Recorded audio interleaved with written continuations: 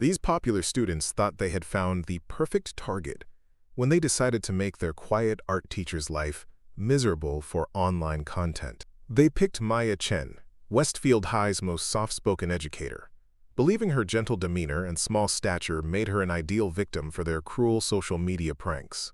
What Jessica Parker and her crew didn't realize was that their unassuming ceramics instructor was hiding a secret that would flip their world completely upside down. This woman had spent years dominating wrestling mats across Colorado, earning the title of three-time state champion before a devastating injury forced her to trade her wrestling singlet for paint-stained aprons. When these teenagers pushed her beyond her breaking point near the school's main staircase, they discovered that some champions never truly stop fighting, they just choose their battles more carefully. Before we jump back in, tell us where you're tuning in from, and if this story touches you, make sure you're subscribed, because tomorrow, I've saved something extra special for you. Maya Chen carefully arranged paintbrushes in neat rows across the supply table in room 118, her movements precise and methodical as morning sunlight filtered through the large windows overlooking the Rocky Mountains. At 26, she possessed an understated presence that made her nearly invisible during faculty meetings, her petite 5'2" frame often hidden behind easels and art supplies. Her long black hair was perpetually pulled back in a practical bun, secured with whatever pencil or brush happened to be nearby, and her clothing consisted of comfortable sweaters and jeans that could withstand daily encounters with clay dust and acrylic paint. The autumn light streaming into her classroom created dancing shadows across student artwork that covered every available wall space, transforming the room into a gallery of teenage creativity and self-expression. Westfield High School nestled against the foothills of the Colorado Rockies in the small town of Millbrook, where everyone knew their neighbors and high school sports dominated weekend conversations at the local coffee shops. The school building itself was a product of 1980s architecture, featuring multiple levels connected by wide staircases that served as informal gathering spaces for students between classes. Maya had been teaching here for just over 2 years, having moved to Millbrook specifically for its peaceful mountain setting and the opportunity to start fresh in a community where nobody knew about her previous life or the dreams that had been shattered during her sophomore year at the University of Northern Colorado. The morning routine brought Maya a sense of calm that had been missing from her earlier years when alarm clocks meant pre-dawn training sessions and meal plans calculated down to the last gram of protein. Now her mornings involved brewing coffee in the art room's corner kitchenette and reviewing lesson plans for ceramics and painting classes filled with students who saw art as either an easy credit or a genuine passion. Maya preferred this quieter existence, finding satisfaction in helping teenagers discover their creative voices without the pressure and intensity that had defined her athletic career. Westfield High's social dynamics reflected the community's values, with the most popular students typically being those who excelled in winter sports like skiing and snowboarding, activities that matched the mountain town's identity and provided pathways to college scholarships. The school's wrestling program had been eliminated 3 years earlier due to budget cuts, a decision that had sparked community debate but ultimately stood due to declining participation and the expense of maintaining the program. Maya had initially considered applying for a coaching position when she moved to Millbrook, but the absence of wrestling at Westfield had actually made the teaching job more appealing, allowing her to completely separate her new identity from her athletic past. The first period bell echoed through the hallways, and Maya's advanced ceramics students began filtering into the classroom with the easy familiarity of teenagers who had spent the first month of school learning to trust their artistic instincts. Among them was Ethan Rodriguez, a sophomore who reminded Maya of herself at that age, though for different reasons. Ethan carried himself with a cautious body language of someone who had learned to navigate social situations carefully, his artistic talent serving as both refuge and occasional target for classmates who didn't understand the value of creative expression. He arrived early most days, using the extra time to work on projects that revealed a sophisticated understanding of form and color that impressed even Maya's experienced eye.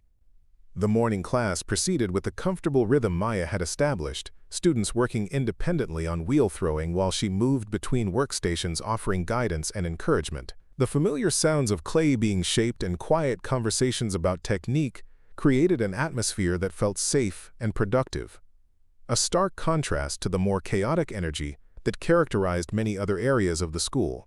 Maya had deliberately cultivated this environment, understanding that creativity required both technical skill and emotional vulnerability, qualities that flourished only when students felt secure enough to take risks with their artistic choices.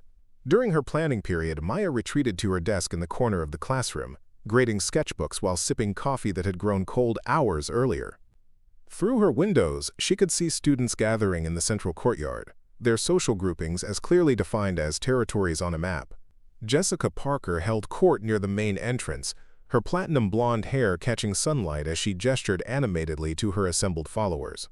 At 17, Jessica possessed the kind of natural confidence that drew attention wherever she went, her designer clothing and perfectly applied makeup setting standards that other girls struggled to match.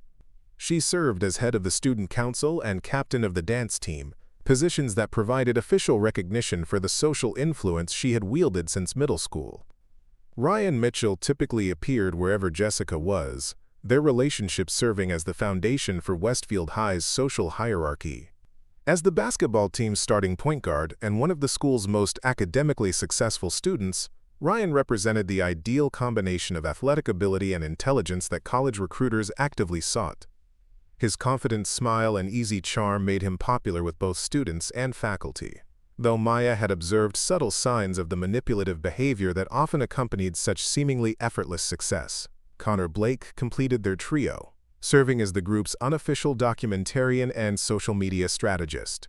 Connor carried himself with the nervous energy of someone whose social position depended entirely on maintaining relationships with more popular friends, constantly filming interactions and events in hopes of creating content that would gain viral traction. His camera roll contained hundreds of videos that had received minimal engagement, but his optimism about achieving internet fame remained unshaken, driving him to seek increasingly dramatic situations that might capture public attention. Maya had noticed these three students observing her classroom during her lunch breaks, their whispered conversations and occasional laughter suggesting that she had somehow become a topic of interest for reasons she couldn't identify. The attention made her uncomfortable, partly because she preferred the anonymity that had allowed her to rebuild her life in Millbrook, but also because her instincts, sharpened by years of competitive athletics, recognized the predatory quality of their focus. Something about their behavior reminded her of opponents who had identified what they believed to be a weakness, circling carefully while planning their strategy for attack. Maya's second period brought her favorite class of the day, Introduction to Painting, where she worked with a mixed group of students ranging from natural artists to those fulfilling graduation requirements with varying degrees of enthusiasm. The morning mountain air had warmed enough that she could open the windows, allowing the sounds of distant traffic and occasional bird calls to mingle with the soft classical music she played during work sessions. Her teaching philosophy centered on meeting students where they were artistically, rather than imposing rigid expectations that might discourage exploration and personal growth. The classroom itself reflected Maya's approach to education, with workstations arranged in clusters that encouraged collaboration while providing enough space for individual focus. Storage cabinets lined one wall, filled with supplies that Maya had carefully organized by medium and skill level, making materials accessible to students regardless of their experience or financial circumstances. She had spent considerable personal money supplementing the school's art budget, understanding that creativity shouldn't be limited by economic barriers. The walls displayed student work from every ability level, creating an environment where effort and improvement were celebrated equally with natural talent. Her colleagues at Westfield High viewed Maya as dedicated but unremarkable, someone who arrived early, stayed late, and never caused problems for administration or fellow teachers. During faculty meetings, she occupied chairs near the back of the room, contributing only when directly asked questions and avoiding the political discussions that often dominated break room conversations. This invisibility was carefully cultivated, born from her understanding that drawing attention might lead to questions about her background that she wasn't prepared to answer. The transition from competitive athletics to education had required learning entirely new social skills, trading the direct communication style of sports for the more nuanced interactions of academic environments. Principal Torres appreciated Maya's reliability and the positive feedback he received from parents about her classes, though he sometimes wished she would volunteer for committees or take on additional responsibilities that would utilize her obvious organizational abilities. He had attempted several times to encourage her participation in school leadership roles, suggesting she might enjoy coaching duties or curriculum development projects. But Maya consistently declined these opportunities with polite explanations about preferring to focus on classroom instruction. Her reluctance puzzled him slightly, as her teaching evaluations consistently ranked among the highest in the district, despite her quiet approach to education. The lunch period provided Maya with 30 minutes of solitude that she treasured above almost any other part of her school day. While other teachers gathered in the faculty lounge to share stories and complaints about challenging students or administrative decisions, Maya remained in her classroom, eating simple meals she packed each morning while reviewing student portfolios or planning upcoming projects. This isolation wasn't antisocial but protective, stemming from her awareness that casual conversations often led to personal questions that required either lies or revelations she wasn't ready to share. Through her classroom windows during lunch, Maya could observe the intricate social dynamics that governed student interactions in the courtyard below.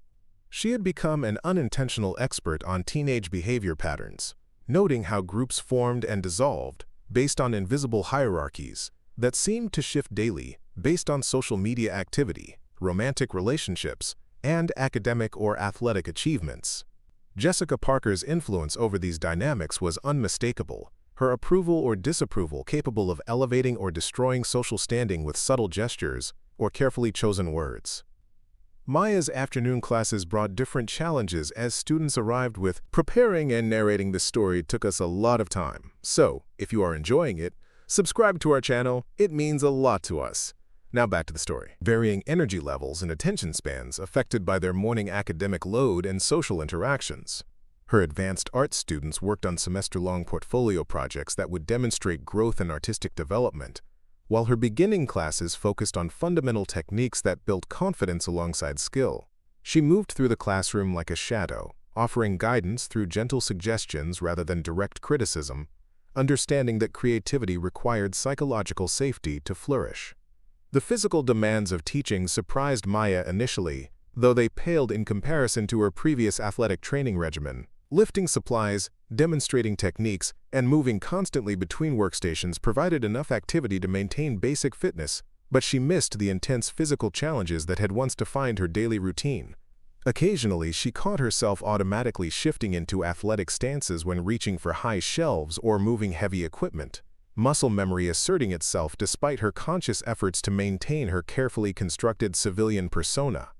Her apartment in downtown Millbrook reflected the same understated approach that characterized her professional life, furnished with practical pieces from discount stores and decorated with landscape photographs she had taken during weekend hiking trips in the surrounding mountains. The walls displayed none of her wrestling medals or championship photographs, those reminders of her previous identity stored in boxes that remained unopened since her move to Colorado. She had deliberately chosen to live alone, rather than seeking roommates who might ask questions about her past or notice inconsistencies in the stories she told about her college years. Evening routines consisted of grading student work, planning lessons, and preparing materials for the next day's classes, activities that filled the hours between school and sleep without leaving time for the kind of introspection that might lead to regret or second-guessing her life choices.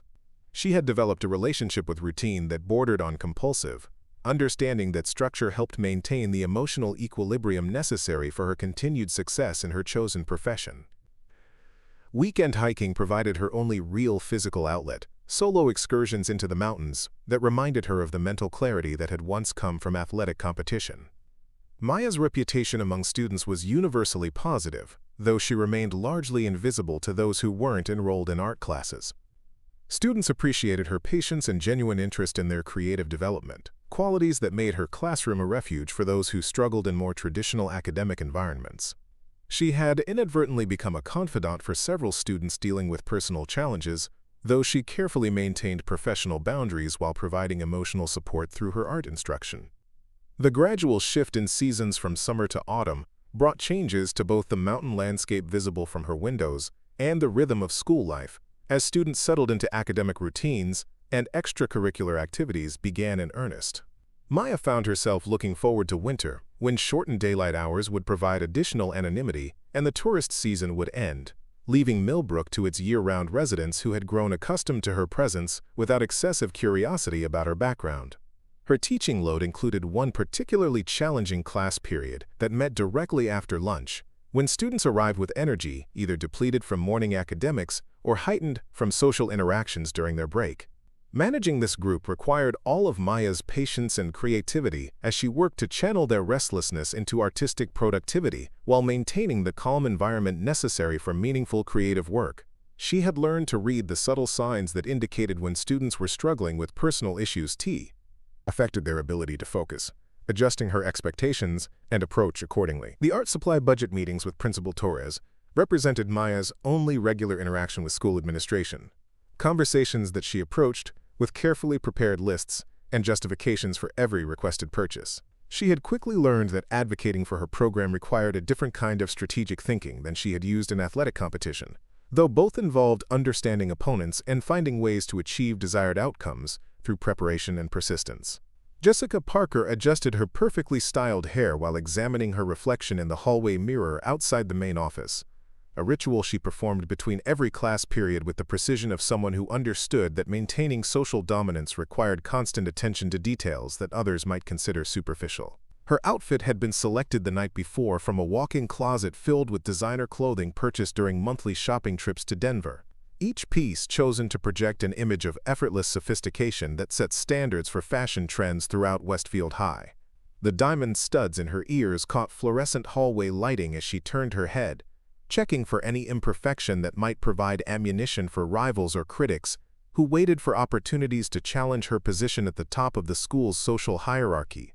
At 17, Jessica had already mastered the complex psychological dynamics that govern teenage social structures, understanding intuitively how to use approval and rejection as tools for maintaining control over her peers. Her influence extended far beyond her official roles as student council president and dance team captain, reaching into every aspect of school life through a network of friends, admirers, and those who feared becoming targets of her carefully calibrated cruelty. She possessed an almost supernatural ability to identify insecurities in others, filing away weaknesses for future use while presenting a facade of friendship and support that masked her true predatory nature. The hallway traffic parted naturally around Jessica as she moved toward her locker, underclassmen stepping aside with the automatic deference that comes from understanding social hierarchies without conscious thought. Her smile was a weapon she deployed strategically, warm and genuine when directed at useful allies, coldly dismissive when acknowledging those beneath her notice, and sharp with threat when dealing with anyone who dared challenge her authority. She had perfected this range of expressions through years of practice, understanding that facial expressions could communicate power dynamics more effectively than words, while maintaining plausible deniability about her intentions. Ryan Mitchell materialized beside Jessica's locker with the timing that suggested either careful coordination or the kind of social radar that develops between people who have built their identities around shared dominance. His varsity leather jacket hung open over a designer polo shirt that emphasized the muscular build he maintained through year-round training and supplement regimens that bordered on obsessive. At 6 feet tall, with the confident posture of someone who had never encountered meaningful resistance to his will, Ryan commanded attention through physical presence, combined with the charismatic charm that made teachers overlook his occasional lapses in academic integrity and behavioral standards. Ryan's intelligence was sharp but calculating, applied primarily toward maintaining his position as one of Westfield High's most successful students, while avoiding the kind of scrutiny that might reveal the shortcuts and manipulations that contributed to his achievements. His grade point average ranked in the top 5% of his class, though several teachers privately questioned whether his performance reflected natural ability or his skill at identifying and exploiting weaknesses in their assessment methods. College recruiters had already begun contacting him about basketball scholarships, attention that reinforced his belief that rules applied differently to people with his combination of athletic talent and social influence.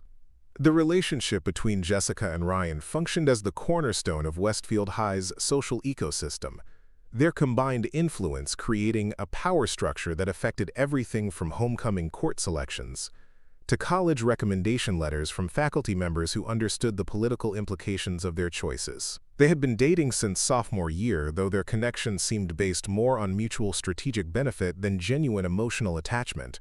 Each provided the other with social validation and protection from potential challengers, while maintaining separate spheres of influence that prevented either from becoming completely dependent on their partnership. Connor Blake approached their customary meeting spot near the trophy cases, with the eager energy of someone whose social survival depended entirely on maintaining favor with more powerful allies. His expensive camera equipment contrasted sharply with his nervous demeanor, creating the impression of someone who possessed technical skills but lacked the confidence to use them independently. Connor's family wealth provided him with access to the latest technology and designer clothing, but money couldn't purchase the natural charisma that made Jessica and Ryan magnetic figures within their peer group. His position in their circle required constant validation through increasingly elaborate demonstrations of loyalty and usefulness. Connor's obsession with social media fame had intensified over the past year, as he watched former classmates gain followings through viral content that seemed to emerge from random moments of creativity or controversy. His own attempts at creating shareable content had yielded minimal results, generating frustration that manifested as desperate willingness to pursue any opportunity that might finally provide the breakthrough he craved. The pursuit of online validation had become his defining characteristic, driving decisions that often prioritize potential virality over personal relationships or ethical considerations. The trio's daily reconnaissance of potential targets had recently focused on Maya Chen, though their interests stemmed from different motivations that aligned into a shared sense of opportunity. Jessica viewed the quiet art teacher as someone whose gentle demeanor and apparent vulnerability made her an ideal subject for the kind of psychological manipulation that Jessica found intellectually satisfying.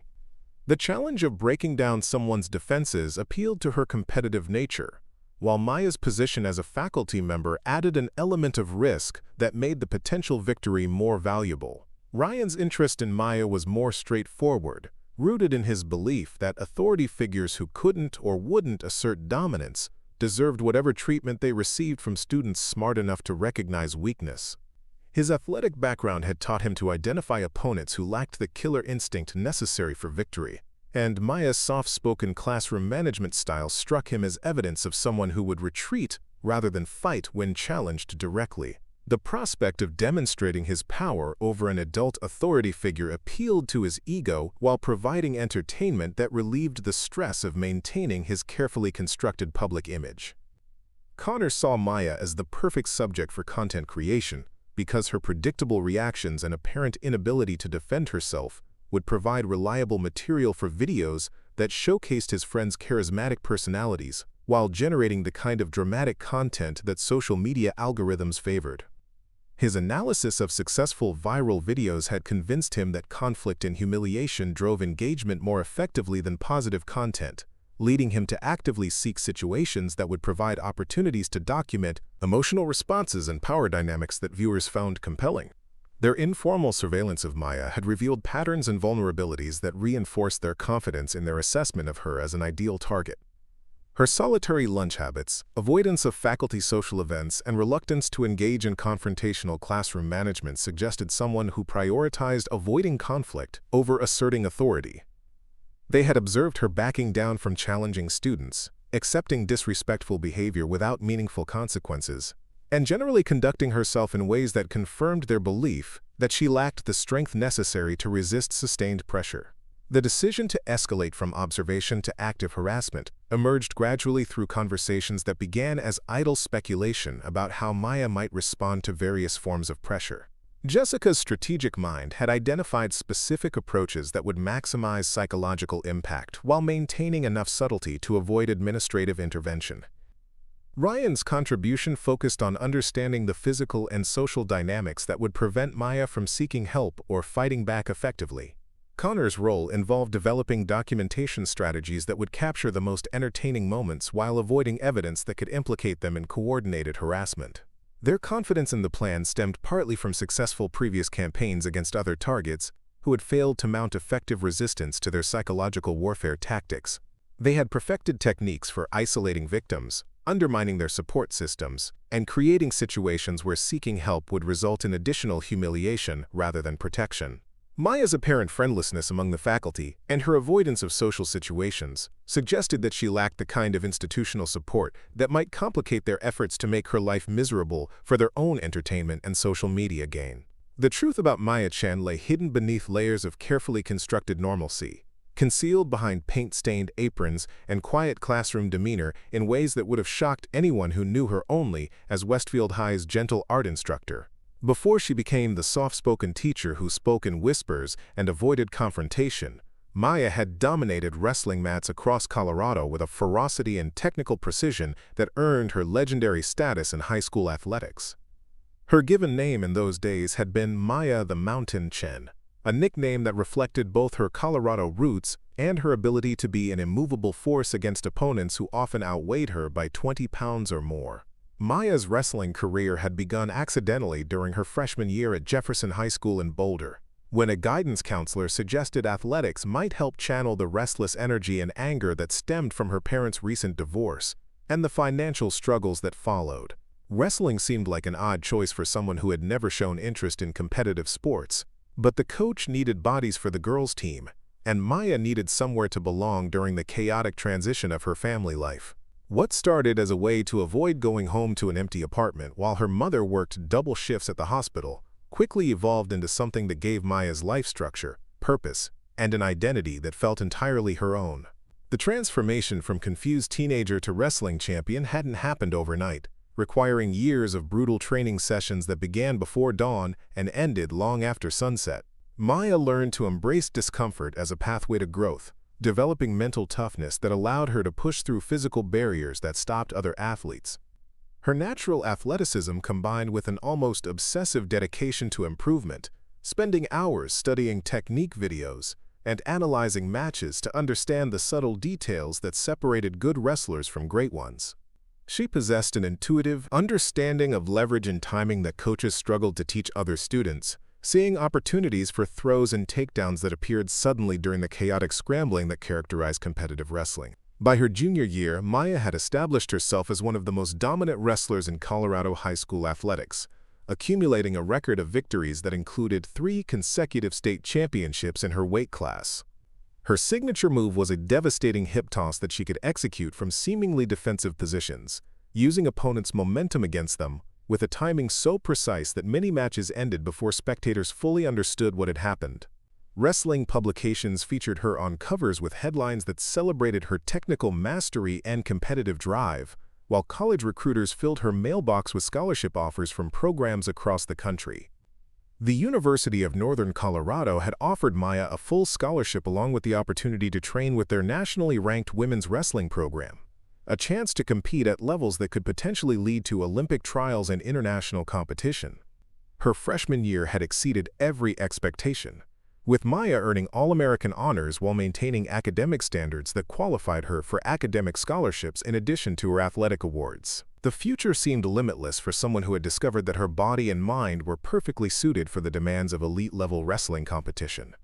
Maya's sophomore year had begun with realistic discussions about her potential for making the United States national team, conversations that filled her with excitement about representing her country in international competition, while pursuing a degree in art education that would provide career stability after her competitive athletics ended. She had already begun thinking about coaching opportunities that would allow her to help younger wrestlers develop the same passion for the sport that had transformed her own life. The balance between athletics and academics felt sustainable, providing her with multiple pathways for future success, regardless of how far her wrestling career might ultimately extend. The injury that ended Maya's competitive wrestling career occurred during a routine practice session in January of her sophomore year, the result of an awkward landing during a drill she had performed successfully thousands of times before. The initial pain in her shoulder seemed manageable, the kind of minor discomfort that all serious athletes learn to work through without complaint. However, subsequent medical examinations revealed damage to her rotator cuff that would require surgical repair and months of rehabilitation, with no guarantee that she would regain the range of motion and strength necessary for elite-level competition.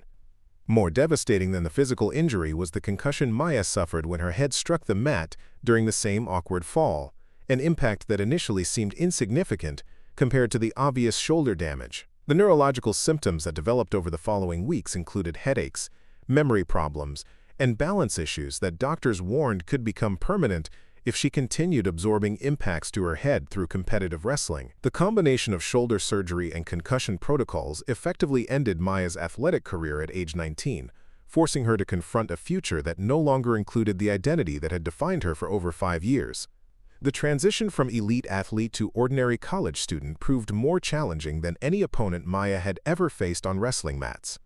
Her entire sense of self had been built around physical excellence and competitive achievement, leaving her unprepared for the psychological adjustment required when those defining characteristics were suddenly stripped away. The university's counseling services helped her process the grief that accompanied the loss of her athletic identity, though the healing process required her to essentially rebuild her personality around interests and capabilities that had been secondary to wrestling throughout her teenage years. Maya's decision to complete her degree in art education stemmed partly from genuine interest in creative expression, and partly from a desire to find a career that would allow her to help young people without the physical demands that might aggravate her shoulder injury.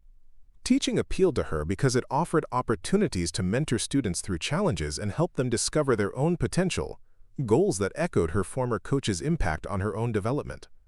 The shift from physical competition to intellectual and creative pursuits required learning entirely new skills, though Maya discovered that the mental discipline developed through athletics translated surprisingly well to academic achievement. The move to Millbrook after graduation represented Maya's attempt to start completely fresh in a place where nobody knew about her athletic background or the circumstances that had forced her career change. She had deliberately chosen a small mountain town where wrestling programs were uncommon, eliminating the possibility that she might encounter people who remembered her competitive achievements or asked questions about why she had stopped competing. The anonymity allowed her to experiment with a completely different personality, embracing gentleness and conflict avoidance as conscious choices rather than signs of weakness. Maya's current fitness routine consisted primarily of hiking and yoga, activities that maintained basic physical conditioning without risking re-injury to her shoulder or exposing her to the kind of competitive environments that might trigger memories of her former life. She had kept none of her wrestling equipment or awards, donating everything to local youth programs before leaving Boulder, in an effort to close that chapter of her life completely. The muscle memory remained, however, surfacing occasionally in her posture or reflexive movements that she quickly corrected to maintain her carefully constructed civilian persona.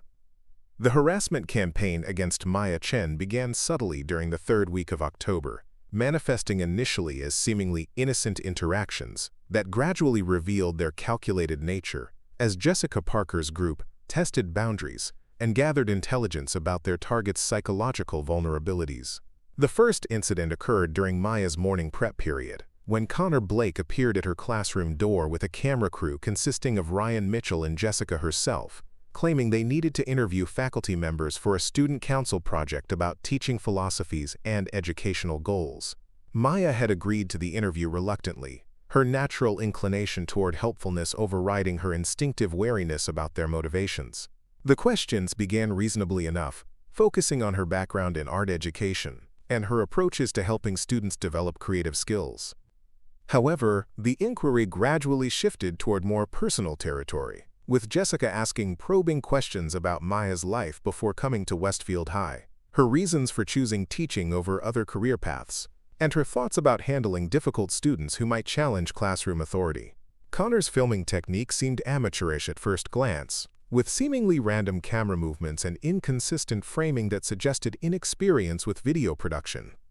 However, Maya's trained eye for detail noticed that his supposedly haphazard approach consistently captured her most unflattering angles while emphasizing her small stature in comparison to the 3 students surrounding her desk. The entire setup felt orchestrated to make her appear diminished and uncertain, though she couldn't articulate specific objections without seeming paranoid or oversensitive to what appeared to be standard documentary techniques. The questions that made Maya most uncomfortable were those that seemed designed to elicit responses that could be edited to suggest weakness or incompetence. Jessica asked repeatedly about her strategies for dealing with disrespectful students, phrasing the inquiries in ways that implied she had already heard about classroom management problems. Ryan contributed questions about her physical fitness and extracurricular activities, observations that felt more like intelligence gathering than genuine interest in her personal life. When Maya provided measured professional responses that avoided revealing personal information, their follow-up questions became more aggressive, pressing for details that she clearly didn't want to share. The interview concluded with Connor requesting that Maya demonstrate some of her teaching techniques for the camera, specifically asking her to show how she would handle a student who refused to follow classroom rules or became physically aggressive during a lesson. The request felt like a trap, designed to capture footage of her struggling to project authority or admit that she had no effective strategies for dealing with serious behavioral problems.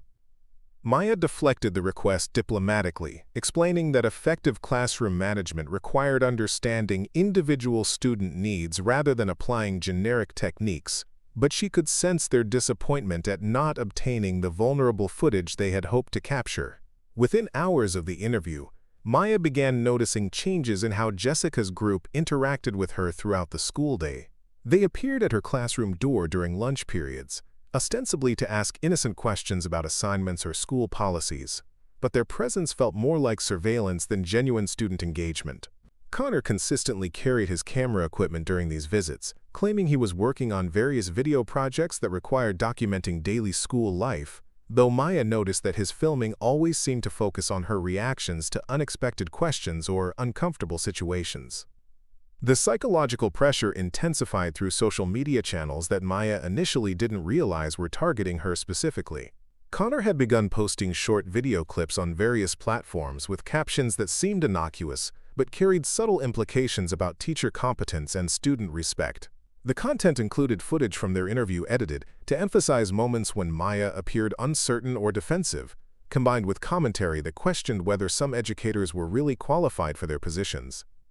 While Maya's name was never mentioned directly, students familiar with the school's faculty could easily identify her as the subject of these posts. Ryan's contribution to the campaign involved creating situations during Maya's classes, where her authority would be tested in ways that seemed accidental but required her to choose between confrontation and allowing disrespectful behavior to continue unchallenged. He would arrive late to class with elaborate excuses that demanded attention and disrupted the learning environment, then engage in quiet conversations with other students that forced Maya to repeatedly redirect the class discussion.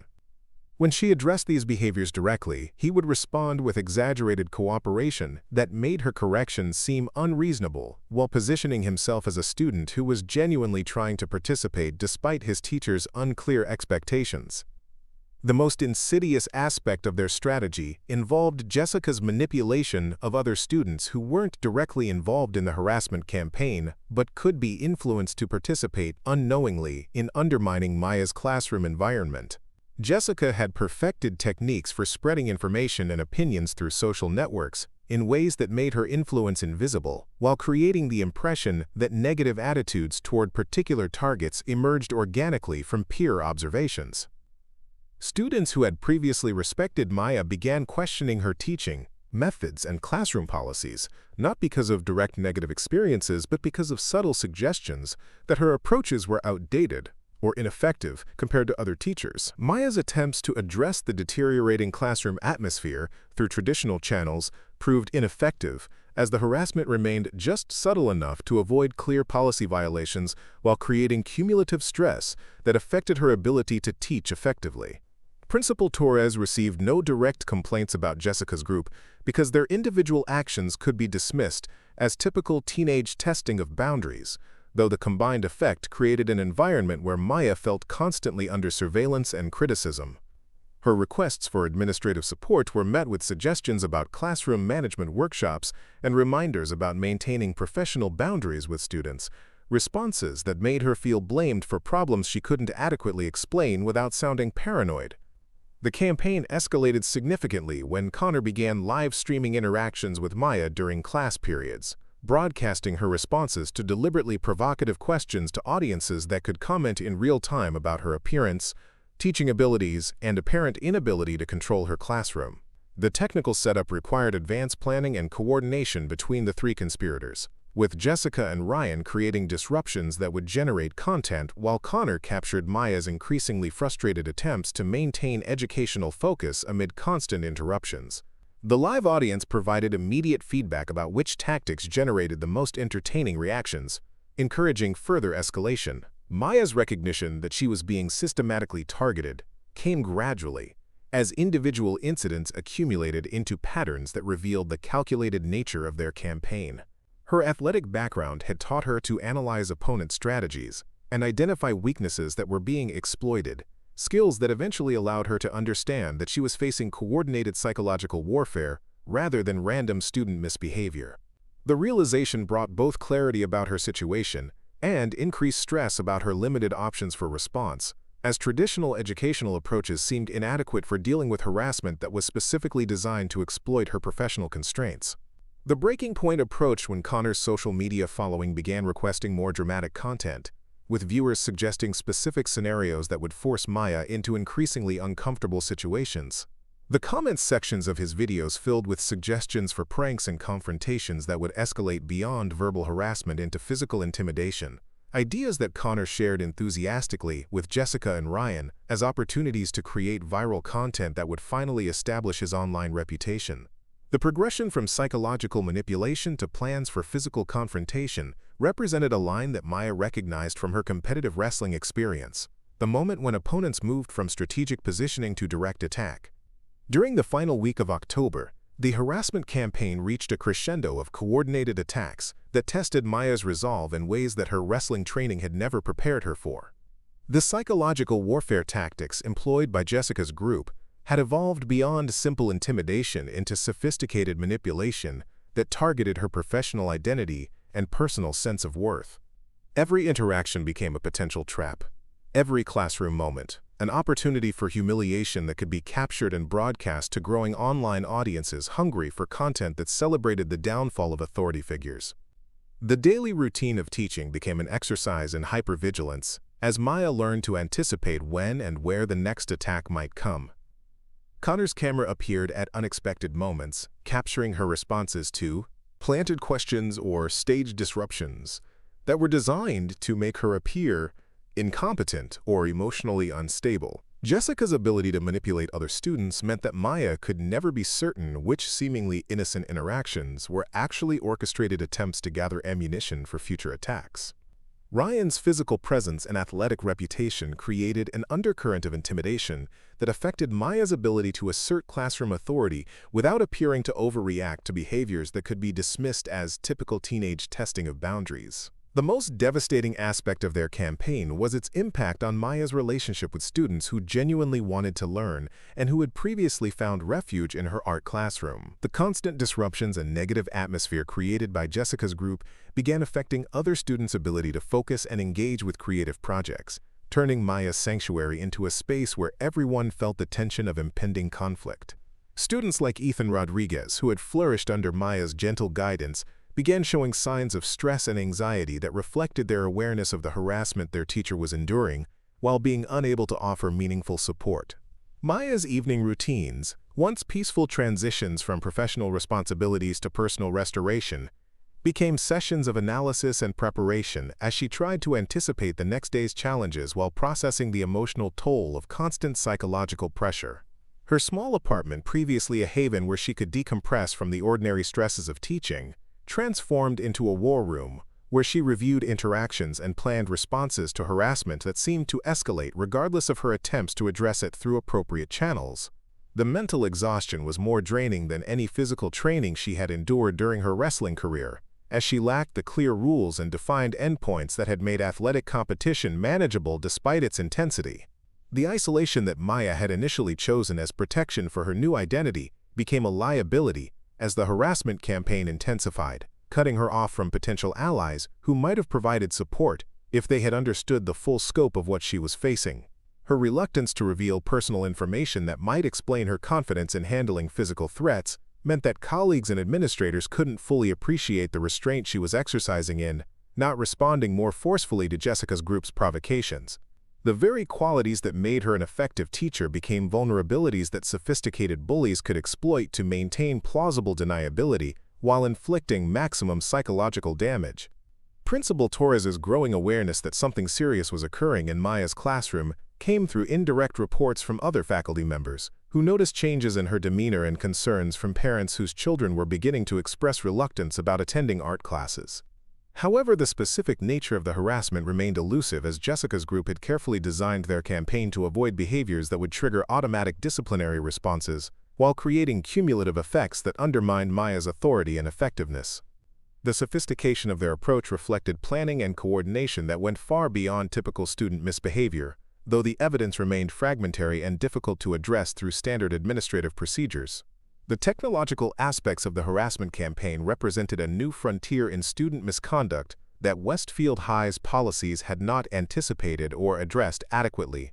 Connor's live streaming and social media documentation created permanent records of Maya's responses to provocative situations, while providing real-time feedback from online audiences who encouraged escalation without facing any consequences for their role in psychological warfare against an educator.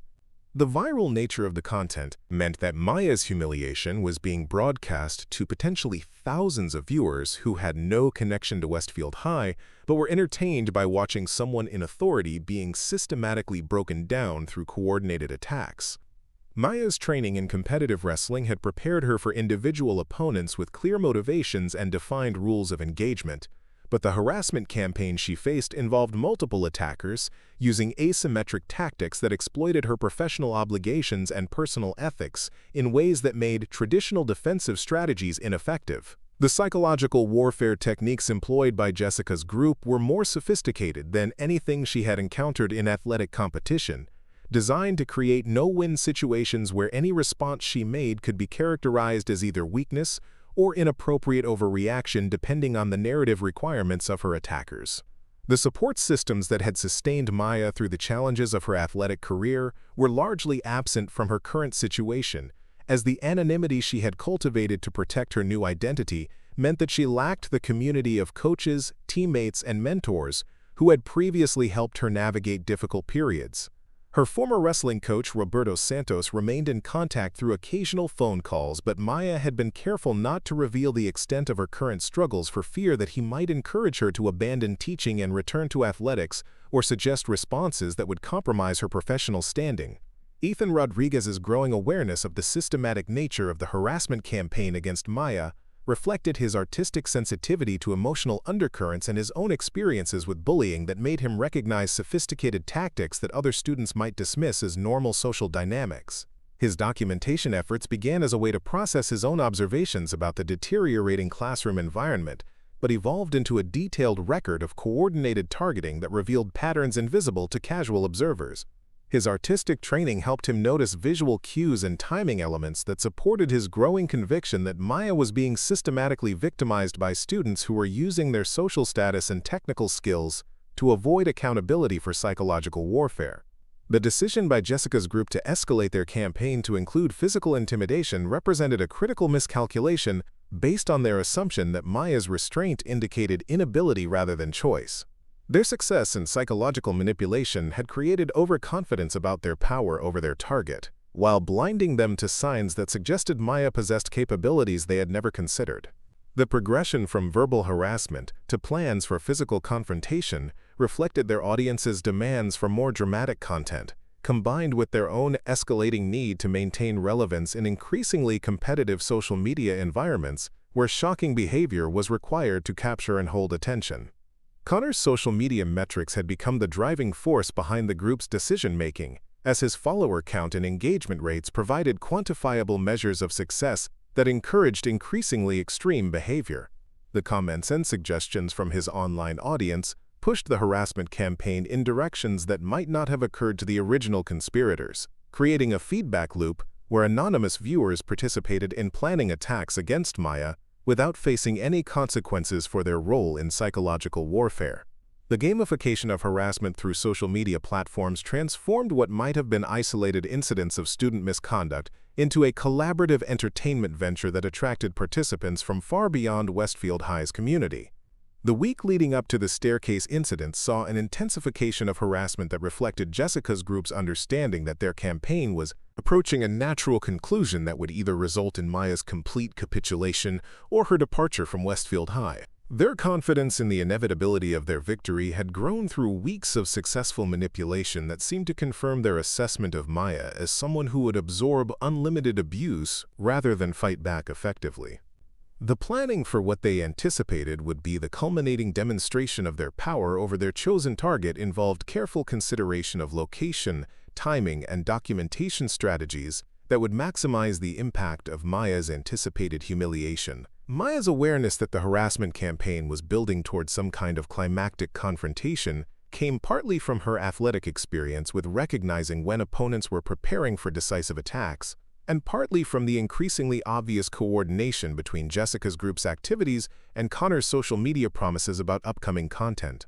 Her wrestling background had taught her to identify the psychological and tactical shifts that preceded major offensive moves, skills that allowed her to recognize that her tormentors were positioning themselves for what they believed would be a final demonstration of dominance. The knowledge that confrontation was imminent brought both anxiety about the professional consequences of any response she might make and relief that the prolonged psychological pressure would finally be resolved one way or another. The morning of November 15th began with an unusual atmosphere throughout Westfield High as word spread through social media channels that Connor had promised his followers a special event that would provide the kind of dramatic content they had been requesting. Students throughout the school buzzed with anticipation about what might be planned, though most assumed it would involve the kind of elaborate prank or social media stunt that had become Connor's signature content. Maya's heightened awareness of the harassment campaign made her recognize the signs of preparation that other faculty members missed, as Jessica's group moved through their morning routines with the focused energy of people implementing a carefully rehearsed plan. The selection of the main staircase as the location for their planned confrontation reflected tactical thinking that demonstrated how seriously Jessica's group had prepared for what they anticipated would be their greatest triumph over Maya. The high-traffic area ensured maximum witnesses to Maya's anticipated humiliation while providing natural acoustics that would amplify any emotional responses Connor's camera captured.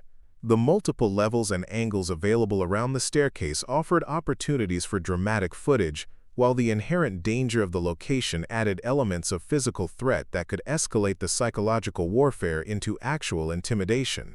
Most importantly, the public nature of the space would make it difficult for Maya to avoid or escape whatever scenario they had planned, without appearing to run away from confrontation in front of numerous student witnesses. Maya's decision to respond to what appeared to be a legitimate request for teacher intervention in a student conflict reflected her ongoing commitment to professional responsibilities, despite her awareness that she was likely walking into a trap.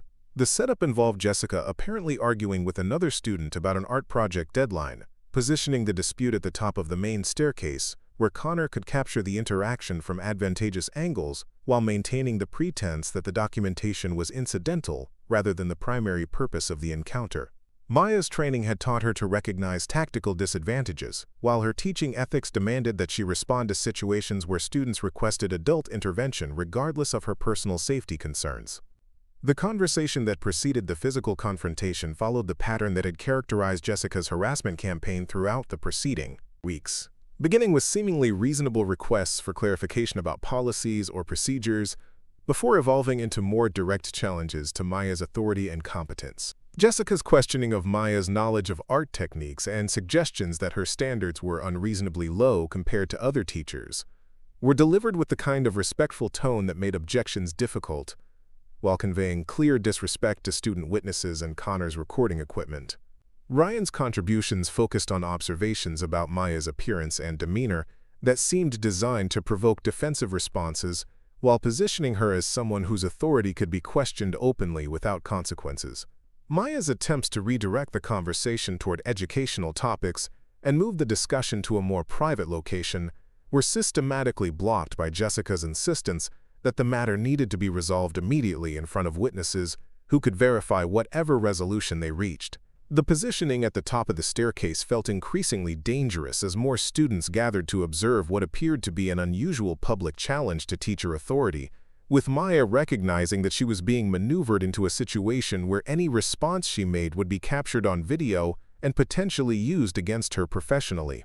Her wrestling instincts identified the tactical disadvantage of her position, while her teaching training demanded that she continue trying to de-escalate the situation through appropriate channels. The crowd that gathered around the staircase confrontation included students from across Westfield High's social spectrum, drawn by the unusual sight of a teacher being openly challenged in such a public location, and Connor's obvious documentation of the encounter. The audience's presence added pressure that affected everyone involved, as Maya understood that her response would be observed and judged by students, who would carry their impressions into future classroom interactions, while Jessica's group felt emboldened by performing for the kind of large audience that had been the goal of their harassment campaign from its inception. The dynamic created an amphitheater effect, where the staircase served as a stage for what Jessica's group anticipated would be Maya's public breakdown and capitulation. Ethan Rodriguez's position within the gathered crowd reflected his ongoing documentation of the harassment campaign and his growing concern about Maya's welfare as the psychological pressure she faced had escalated beyond anything he had previously witnessed. His artistic sensitivity made him acutely aware of the emotional undercurrents that other students might miss, recognizing that the apparent spontaneity of the confrontation masked careful planning and coordination that revealed malicious intent rather than legitimate educational concerns. His own experiences with bullying had taught him to recognize the subtle signs that indicated when harassment was building toward physical intimidation. Knowledge that made him understand that Maya was facing immediate danger that other adult witnesses might not recognize until it was too late. The physical confrontation began when Maya finally attempted to end the interaction by walking away from what had become an increasingly hostile interrogation disguised as a request for teacher guidance.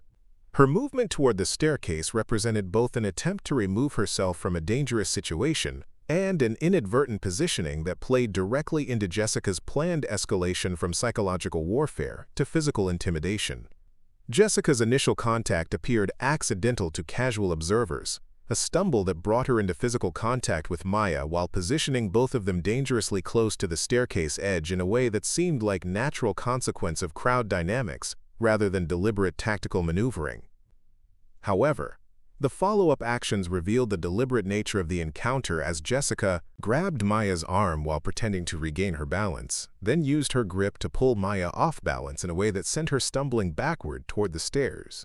The technique demonstrated planning and practice, as Jessica had clearly thought through how to create the appearance of accidental contact while actually executing a coordinated attack that would endanger Maya while maintaining plausible deniability about her intentions. The positioning ensured that Connor's camera would capture Maya's fall, while the angle and crowd dynamics would make it difficult for observers to definitively identify Jessica's role in causing the incident. Maya's wrestling reflexes activated automatically as she felt herself falling, her body responding with trained movements that had been drilled into muscle memory through thousands of hours of practice and competition. The controlled role she executed absorbed the impact of her descent while positioning her to regain her footing with an agility that seemed impossible for someone Jessica's group had characterized as weak and clumsy. The fluid nature of her recovery and the controlled way she returned to a standing position suggested athletic training that extended far beyond casual fitness, revealing capabilities that contradicted everything the harassment campaign had assumed about their target's physical abilities. The crowd's reaction to Maya's unexpected demonstration of athletic skill created a moment of stunned silence as students processed what they had witnessed and tried to reconcile their assumptions about their quiet art teacher with evidence of capabilities that suggested an entirely different background than what her current persona indicated. The precision and control Maya had displayed in handling what should have been a dangerous fall revealed training that went far beyond anything typically associated with educators, raising questions about what experiences had prepared her for physical confrontation and why she had chosen not to reveal capabilities that might have prevented the harassment campaign from developing as it had. Jessica's momentary confusion about the failure of her planned attack to achieve its intended effect provided Maya with the opportunity to position herself protectively between the threat and other potential victims, particularly Ethan Rodriguez, whose intervention had drawn hostile attention from Ryan and Connor. Maya's movement patterns revealed tactical awareness that confused her attackers as she demonstrated the kind of spatial intelligence and threat assessment that characterized people with extensive experience in physical confrontation. Her positioning appeared helpful and protective to student observers while simultaneously establishing strategic advantages that would allow her to respond effectively if the situation escalated further. Ryan's attempt to use his size and athletic reputation to intimidate Maya through aggressive positioning represented his group's effort to regain control of a situation that had not developed according to their expectations. His approach revealed the kind of physical overconfidence that comes from success in controlled athletic environments where opponents follow rules and accept limitations, but his movement patterns also betrayed inexperience with actual confrontation outside of supervised competition. When he attempted to use proximity and height advantage to re-establish psychological dominance, Maya's response demonstrated grappling awareness that neutralized his intimidation tactics while avoiding actions that could be characterized as aggressive initiation of conflict. Maya's counter to Ryan's intimidation attempt was subtle but effective, using positioning and timing to redirect his momentum in ways that left him off balance, and confused about how his intended demonstration of physical dominance had been neutralized so easily. The technique was recognizable to anyone familiar with wrestling as fundamental leverage application, executed with precision that suggested extensive training and competition experience but delivered with restraint that avoided causing injury or providing ammunition for accusations of inappropriate response to student behavior. The demonstration of controlled skill began reshaping student perceptions about Maya's capabilities, while raising questions about why she had chosen not to reveal athletic training that might have prevented months of harassment. Connor's continued filming throughout the confrontation served the dual purpose of documenting evidence that would later vindicate Maya's actions, while also capturing the revelation that transformed everyone's understanding of who they had been targeting. His excited commentary about finally getting dramatic content for his social media channels revealed the calculated nature of their harassment campaign, while his camera work preserved details about Maya's wrestling techniques that would later be analyzed by viewers familiar with competitive grappling. The irony of Connor documenting his own group's defeat while believing he was capturing their greatest triumph would become apparent only after the video was reviewed by administrators and legal authorities.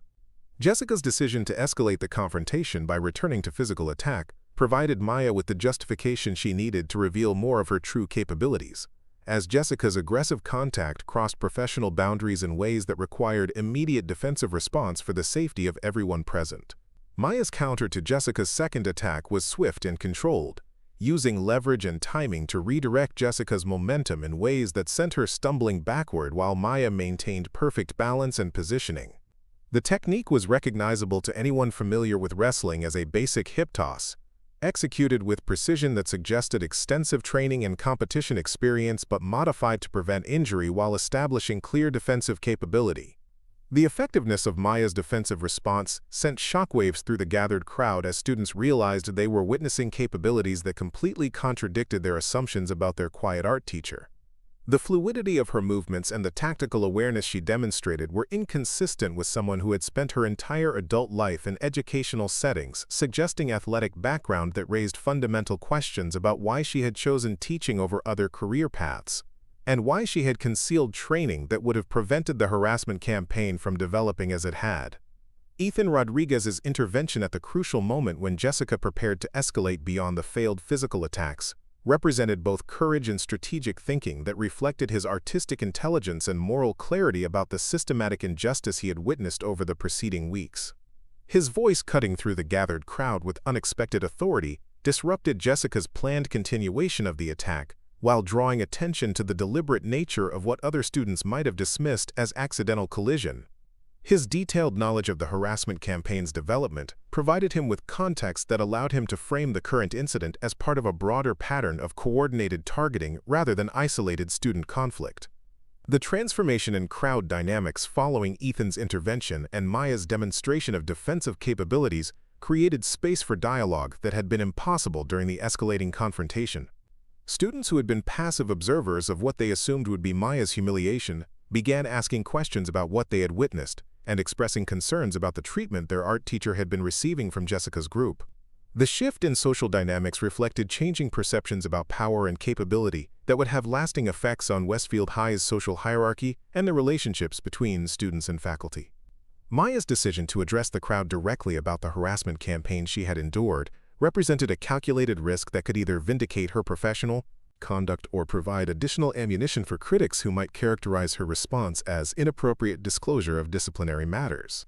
Her explanation of the systematic nature of the psychological warfare she had faced was delivered with the same calm authority she used for classroom instruction, providing context for the physical confrontation while emphasizing the restraint she had exercised in not responding earlier with the capabilities she clearly possessed. The revelation that months of harassment had been directed against someone who could have ended the campaign immediately through physical intervention fundamentally altered student understanding of strength, restraint, and the relationship between authority and power. Principal Torres's arrival at the scene coincided with Maya's public revelation of her wrestling background, providing him with context that explained both her physical capabilities and her professional approach to handling harassment that had escalated beyond normal disciplinary channels. His immediate priority focused on ensuring student safety and gathering accurate information about the incident, though his growing understanding of the harassment campaign's scope and sophistication raised concerns about gaps in administrative awareness that had allowed systematic targeting to continue unchecked for weeks. The documentation provided by Connor's filming would prove crucial in establishing the pattern of deliberate misconduct that preceded the physical confrontation. The immediate aftermath of the confrontation saw dramatic shifts in behavior from all participants as they processed the implications of what had occurred and been documented. Jessica's confidence evaporated as she realized that months of harassment had been directed against someone who could have ended their campaign at any point through physical intervention, forcing her to confront the reality that Maya's restraint had been a choice rather than evidence of weakness. The recognition that she had been systematically targeting someone whose competitive achievements exceeded her own understanding of athletic excellence created cognitive dissonance that would require significant time and self-reflection to resolve. Ryan's athletic ego struggled with the realization that he had been attempting to intimidate someone whose competitive achievements exceeded his own, while his understanding of physical confrontation had proven inadequate for dealing with trained opposition. His basketball success had provided him with confidence in controlled competitive environments, but his encounter with Maya demonstrated the difference between supervised athletic competition and actual defensive capability. The humbling experience would ultimately prove beneficial for his personal development as he learned to respect different forms of strength and reconsider his assumptions about authority and power dynamics. Connor's recognition that his documentation had captured his group's humiliation rather than their anticipated triumph created immediate concerns about how the recorded evidence might be used by administrative and legal authorities investigating the harassment campaign. His social media followers' excitement about the dramatic content he had promised transformed into disappointment when they realized the video showed his group's defeat rather than their victim's breakdown. The experience provided painful lessons about the consequences of using technology to amplify cruelty and the responsibility that came with the ability to broadcast content to large audiences. The broader student body's processing of the incident involved fundamental reconsideration of assumptions about teachers, authority, and the relationship between appearance and capability. Students throughout Westfield High began questioning their judgments about faculty members and classmates based on superficial characteristics, recognizing that people often concealed significant aspects of their backgrounds for personal or professional reasons. The revelation that Maya had been a competitive athlete while choosing the quiet persona of an art teacher provided a framework for understanding that strength could manifest in multiple ways and that true power often remained hidden until circumstances required its revelation. Maya's evolution from target to teacher to mentor accelerated as students sought her guidance about conflict resolution, personal strength, and the responsible use of capabilities that might affect others. Her background in competitive wrestling provided her with frameworks for understanding aggression, discipline, and the psychology of competition that proved valuable for helping students navigate social challenges and personal development. The respect she gained was based not only on her athletic achievements, but also on the restraint she had shown in dealing with systematic harassment without resorting to capabilities that could have ended the situation immediately, but might have caused greater harm to everyone involved. The institutional response to the incident reflected Principal Torres's recognition that the harassment campaign had exposed gaps in administrative awareness and policy implementation that required comprehensive review and modification. The technological aspects of Connor's social media documentation raised questions about cyberbullying policies that had not anticipated sophisticated psychological warfare campaigns designed to avoid traditional disciplinary triggers while creating hostile educational environments. The development of new protocols for identifying and responding to coordinated harassment would benefit future students and faculty who might face similar systematic targeting. Jessica's journey toward understanding and redemption began with her recognition that she had fundamentally misunderstood the nature of strength and the relationship between power and responsibility. Her conversations with Maya in the days following the incident revealed genuine curiosity about the mental discipline required to choose restraint when physical dominance was easily attainable, and the philosophical frameworks that guided decisions about when and how to use capabilities that could affect others. The process of examining her own motivations for participating in harassment campaigns provided opportunities for personal growth that would influence her remaining time at Westfield High and her future approach to leadership and social influence. Ryan's adjustment to the new reality involved confronting his assumptions about masculinity, athletic achievement, and the relationship between physical capability and personal worth. His background in basketball provided some common ground for understanding the dedication required for athletic excellence, though his competitive experiences had not prepared him for the humility required to acknowledge that he had been systematically targeting someone whose achievements exceeded his own. The process of rebuilding his self-image around principles of protection rather than domination became central to his personal development and his evolving understanding of what it meant to be a positive leader among his peers. Connor's transformation from harassment documentarian to content creator focused on positive messaging reflected his recognition that his technical skills could be used to build rather than destroy reputations and relationships.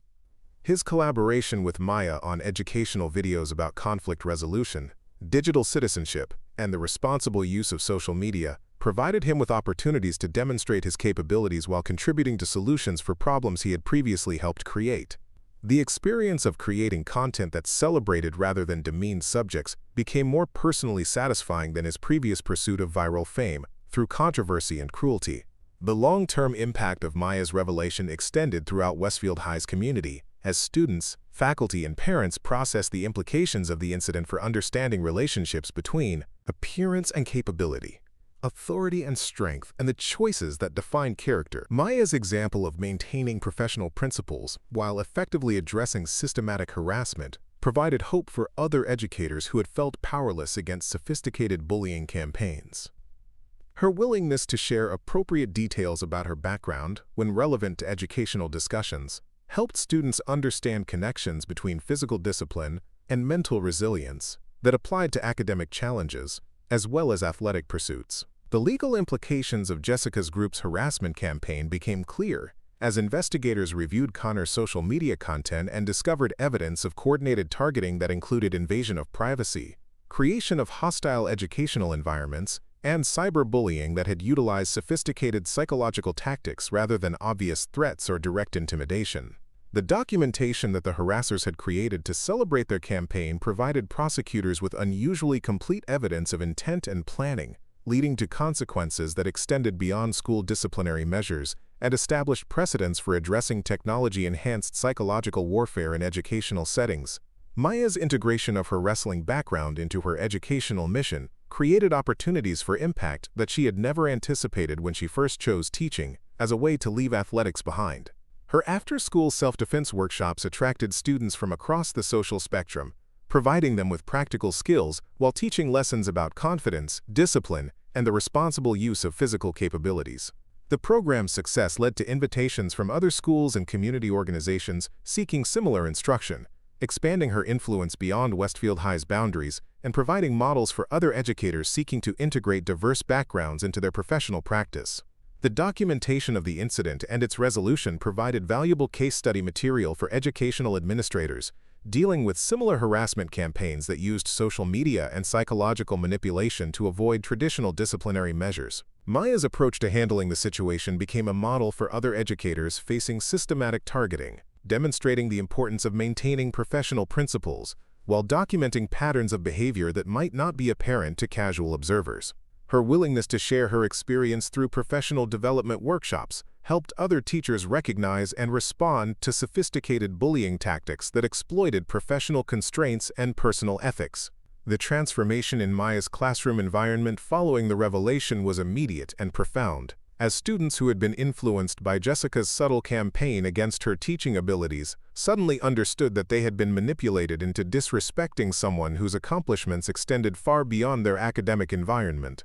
The respect she gained transformed the learning atmosphere in ways that benefited all students, as the classroom became a space where strength was understood as something that protected rather than threatened, where authority was respected because it was exercised with restraint and wisdom rather than demanded through intimidation.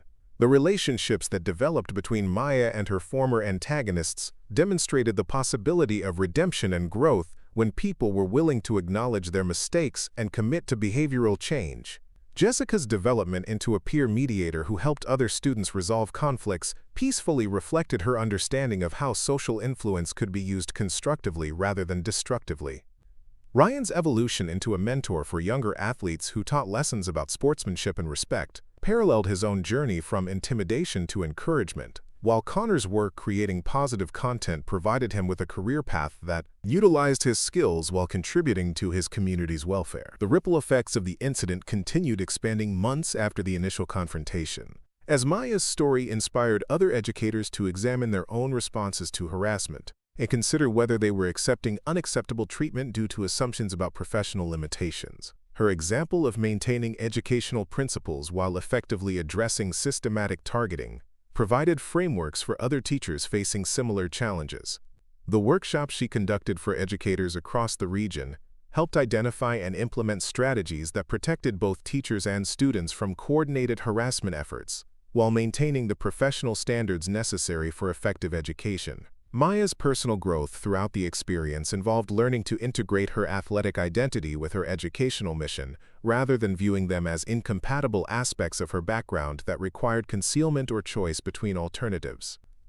The revelation that authenticity required not hiding capability but using it wisely provided her with a more sustainable approach to professional practice that honored both her competitive achievements and her current commitments to student development. The recognition that her wrestling background could enhance rather than compromise her teaching effectiveness opened possibilities for career development that utilized all of her experiences and capabilities.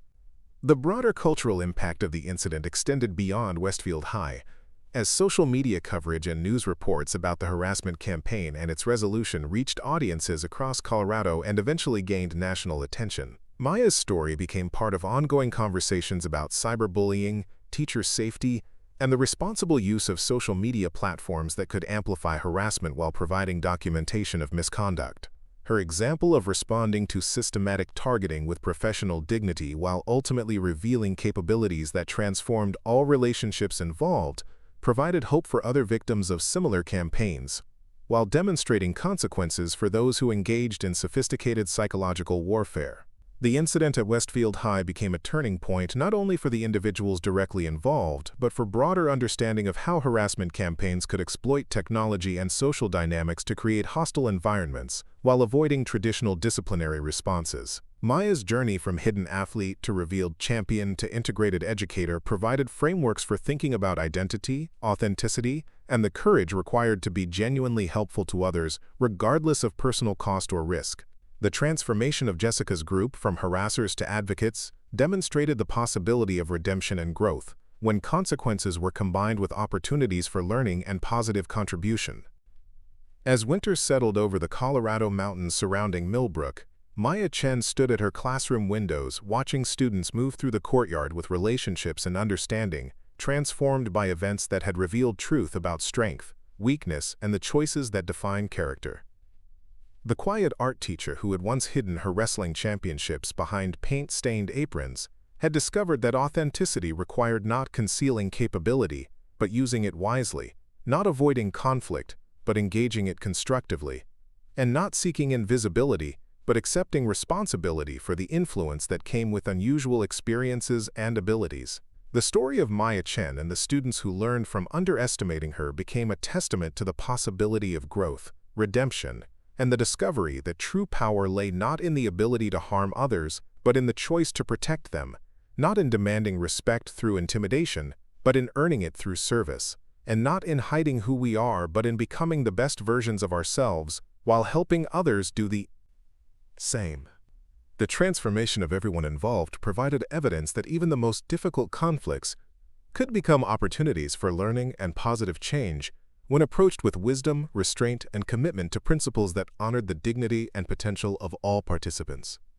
Up next, you've got two more standout stories right on your screen. If this one hit the mark, you won't want to pass these up. Just click and check them out.